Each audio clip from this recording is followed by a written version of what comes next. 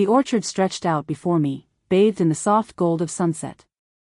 I walked slowly between the rows, my hand brushing the gnarled trunks of trees. These trees held memories, as they were the same trees that my husband, John, had planted when we married 47 years ago. It had been 5 years since he'd passed, 5 years of tending these trees alone. They were his pride, our legacy. Or so we thought. I paused by the old bench where we used to sit, sharing a jug of lemonade and talking about the future that had seemed so certain then. Our initials were still carved into the big oak tree nearby, a little faded but holding strong. L+J. The world keeps moving, I thought, even when your heart begs it to stay still. A few hours later, I was pulling weeds near the front gate when Brian's truck rumbled up the drive. My son always arrived the same way. With a cloud of dust and worry.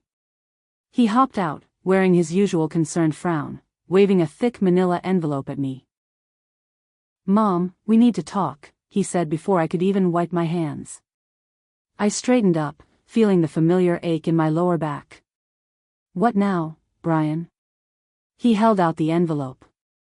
"Mr. Granger made a new offer to buy the orchard. It's good money.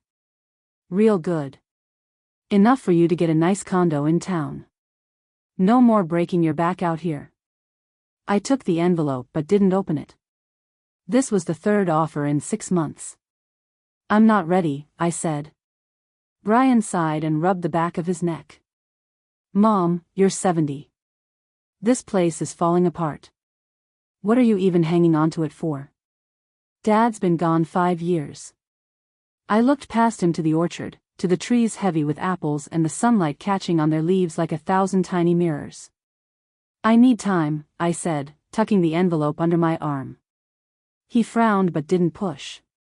"Look, I worry about you out here all alone. Last winter when the power went out for 3 days. His voice trailed off. "Just think about it, okay? For me?" I nodded, seeing the genuine concern in his eyes. Brian meant well, even if he didn't understand. After losing his father and then his wife to cancer 2 years ago, he'd become obsessed with controlling what little he could, including me. But the thought of leaving this place felt like dying twice. 2 weeks later, I was checking the west side of the orchard when I heard a twig snap and the rustle of leaves. I froze, my heart thudding.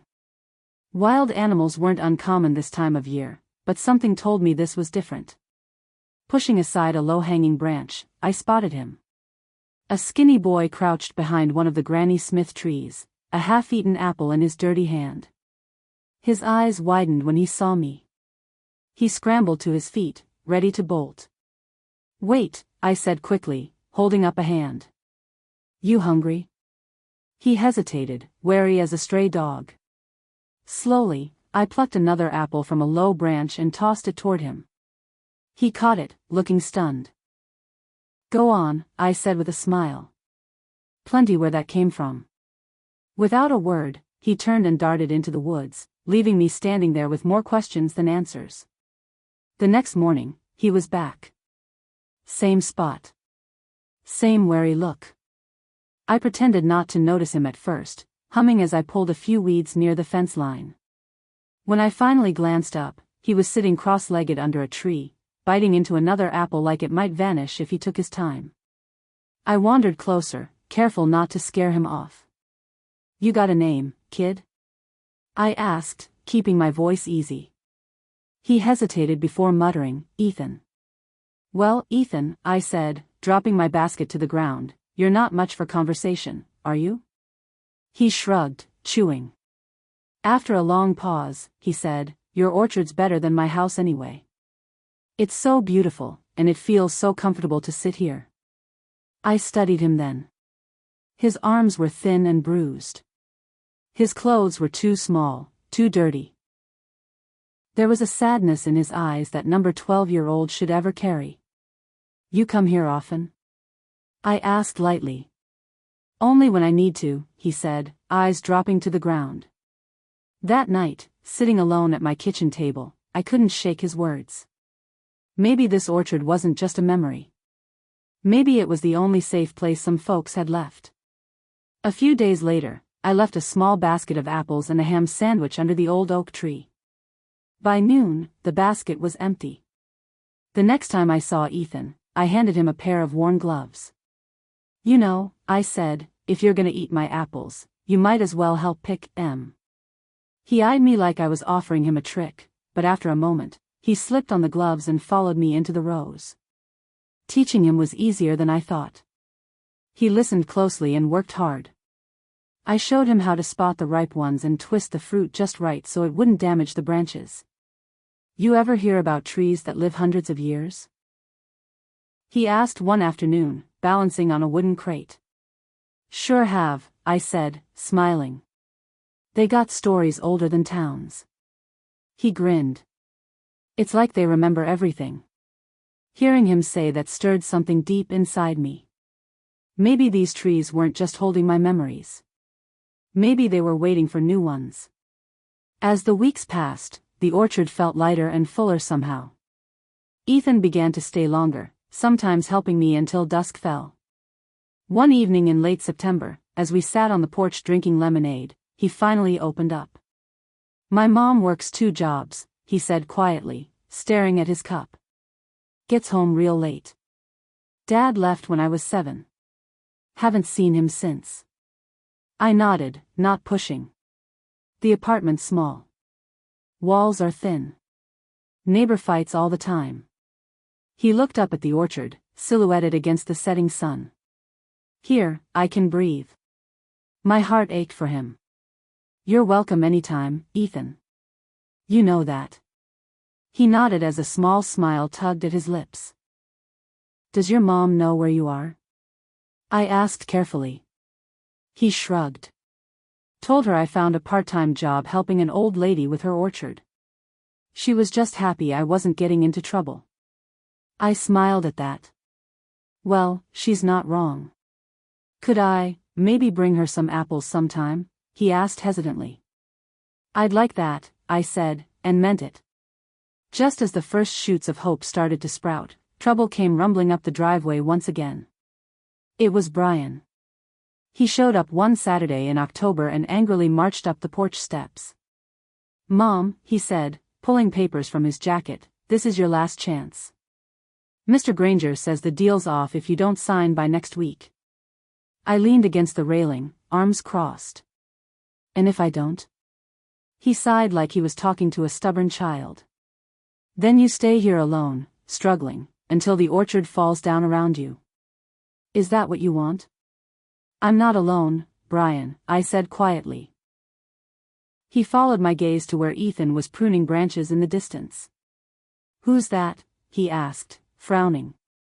Before I could answer, Mr. Granger pulled up in a shiny black car. He got out, all smiles and slick words. "Mrs. Turner," he said smoothly, "we're offering more now. A condo with amenities. Pool, security, and weekly housekeeping. You could live easy." I looked out at the orchard. Some trees leaned heavily. A few needed mending.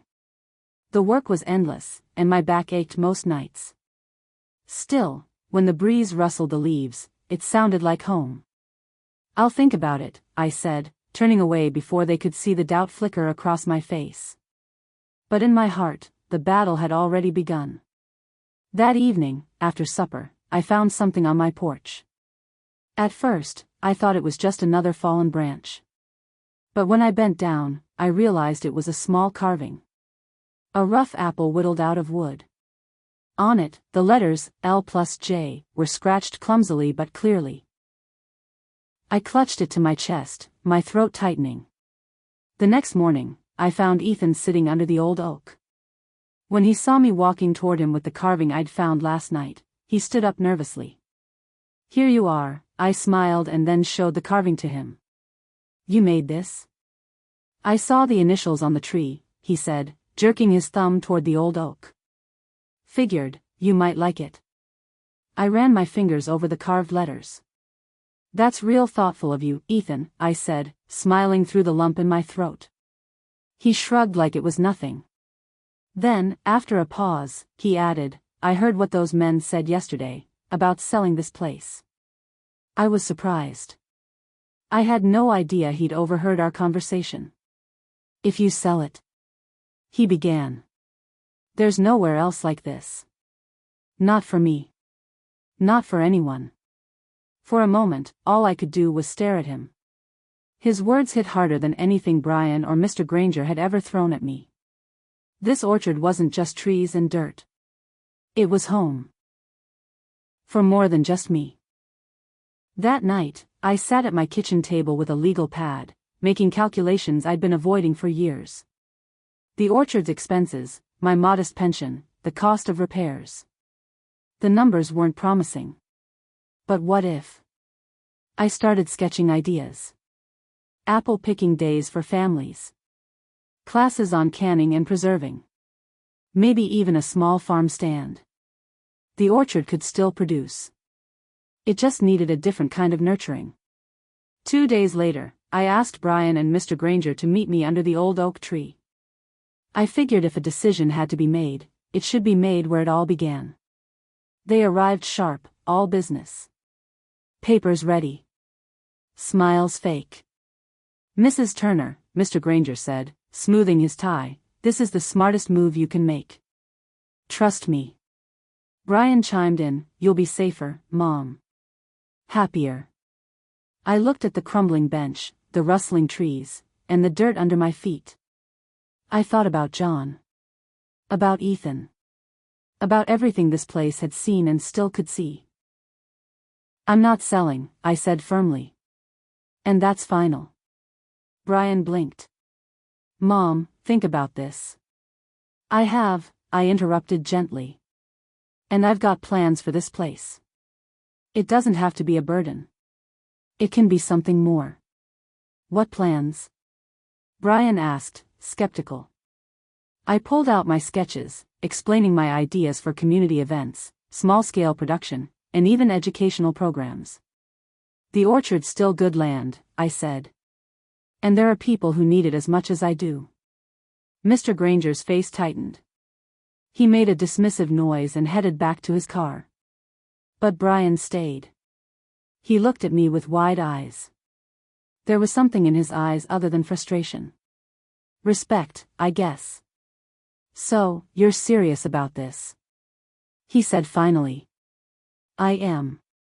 It'll be a lot of work, Mom. I know. You'll need help. I smiled. Is that an offer? He looked surprised for a moment, then gave a reluctant laugh. Let me see those plans again. Word traveled fast in our small town.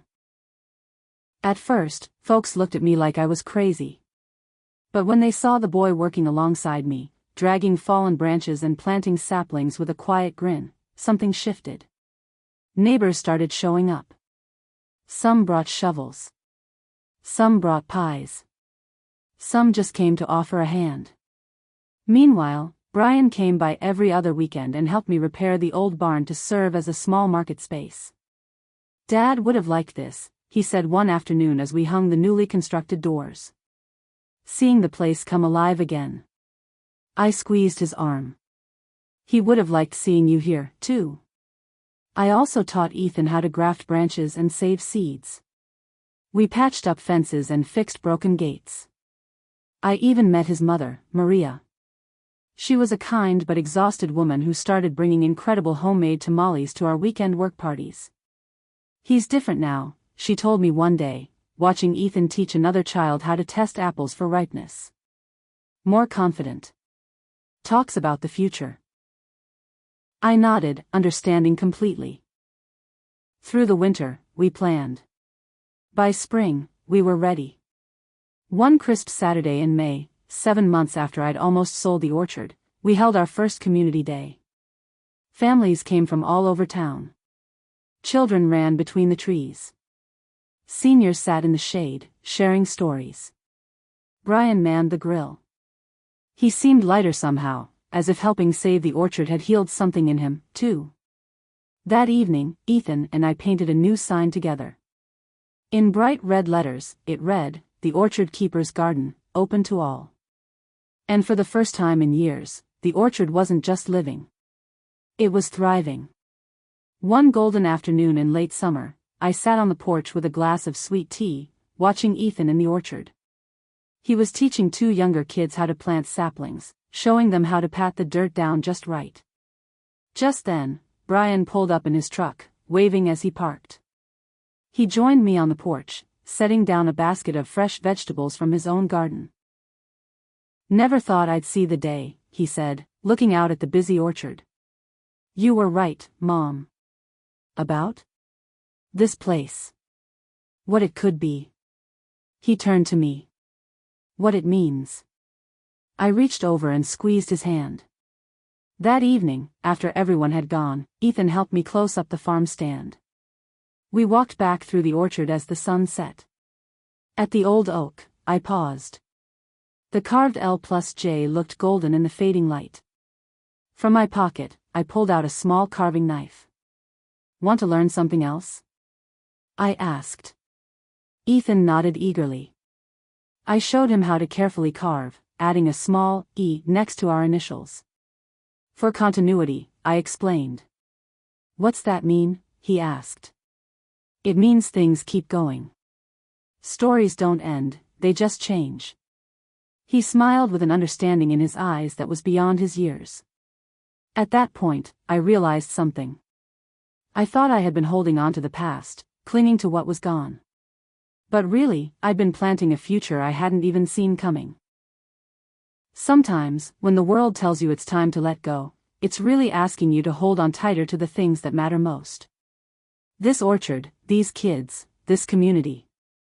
They weren't just my memories. They were my legacy. And I wasn't done growing yet. Write in the comments what would you have done and subscribe to our channel D-Damn Mix.